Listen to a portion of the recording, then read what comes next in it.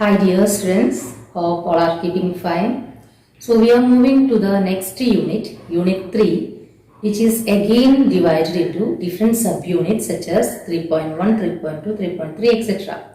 And each subunit, for example 3.1 consists of different sessions. So I'll explain briefly in each session's contents, okay? So you have to understand the meaning and the content of each session, and you can write in your own words correctly, meaningfully. So we are moving to the first session under the subunit session 3.1, which is the introduction of ICT. So this unit, basic ICT skills, and the first session of this subunit is introduction to ICT. What do you understand by ICT? Information and Communication Technology. That is a full form of ICT. So information and communication technology. This will be applicable in our daily life in the form of computers. Not only the computers, with the help of internet, we can pass information. At the same time, we can access information.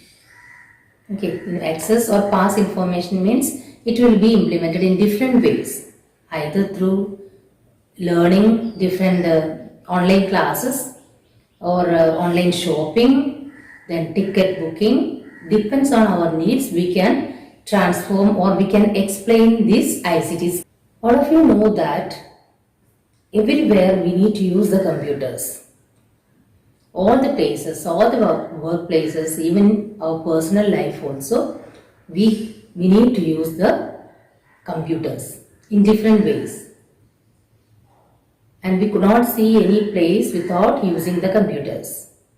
Your first session just introduction to ICT, and we are moving to the next session, that is the role of ICT in our personal life as well as at workplace. This we can understand with the help of some examples. Personal life, how will you use the ICT? You can just think about the use of computers in our personal life. That already we have discussed. Using online shopping, or if you want to transfer some money online. So now we are not going, based on this situation, we could not move from our home frequently, right? Most of the time we need to spend it at home. So we can transfer money, at the same time shopping, or whatever we need in our daily life or our personal life, that we can achieve or access through computers with the help of internet. That's all about your first session. And one more thing is there, our importance of computers in our workplace. Workplace means workplace in the sense of offices, right? There we need to meet our superiors or colleagues and need to transfer some information or any video conferencing, like that. Different meetings will be there, or a transfer of messages, informations, or work that we can do nowadays at home with the help of computers plus internet. In session 3 also it is described that the role of ICT in our personal life. Already we discussed what are the uses of the computers, how we can apply or how we can access computer information through internet. That is the third session also. Can you say what are the uses of computers in our personal life or daily life? Even we can read newspapers also, right? Then booking, if you want to travel anywhere at home, sit at home and we can book, or business transactions. Then shopping, whatever it may be, it will be accessible through computers. Next, fourth session is describing or explaining the ICT tools. We can guess the most frequently ICT tools. See, all these facilities we can access through mobile phone, tab. Even now smart TVs are there. There also you can access the internet, radios, then emails. Wherever we are applying, we are accessing these information, we can say that these are the familiar ICT tools. Then what is the advantage or what are the features of mobile phones? All of you know that, right? and with the help of internet we can access all these. And radio, I think it was the oldest tool. Now still some are using while driving the car and all, no, we can enjoy songs with the radio, with the help of radio. Then email, what about email? So first transformation of messages, it is implemented through email services. And but online many hacking, cracking of messages are nowadays it is very common.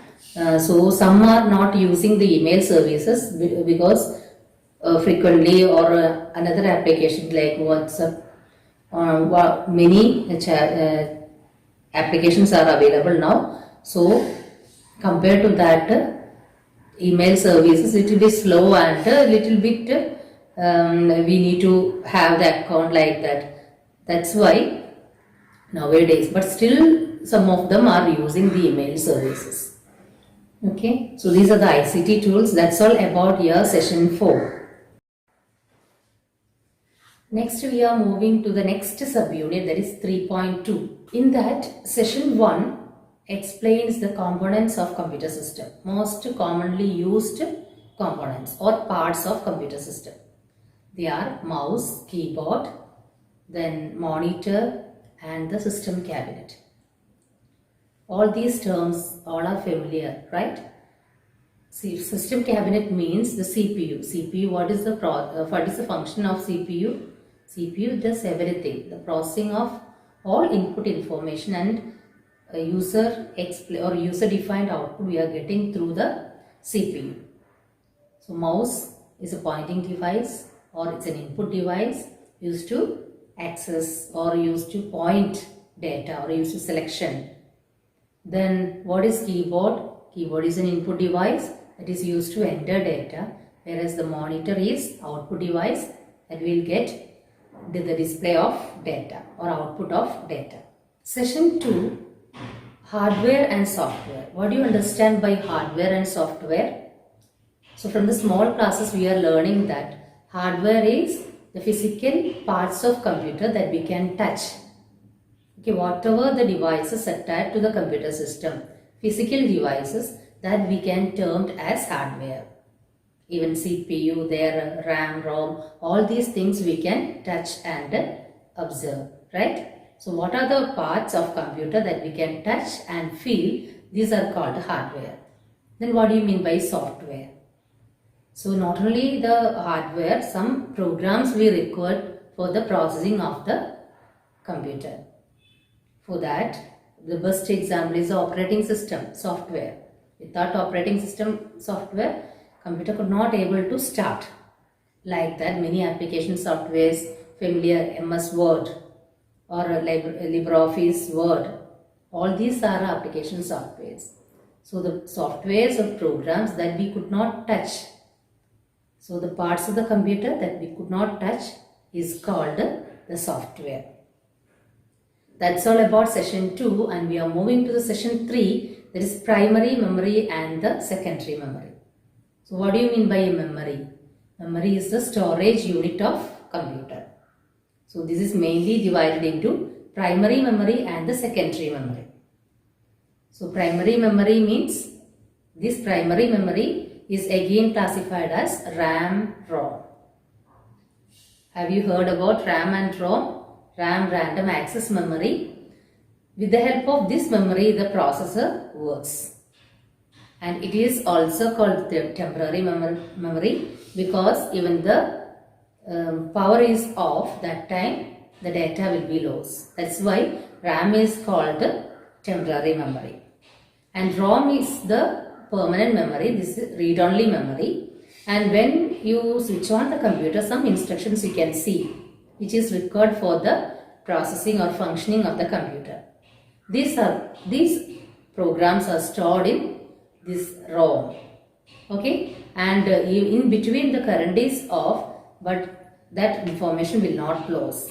So that is why ROM is called permanent memory.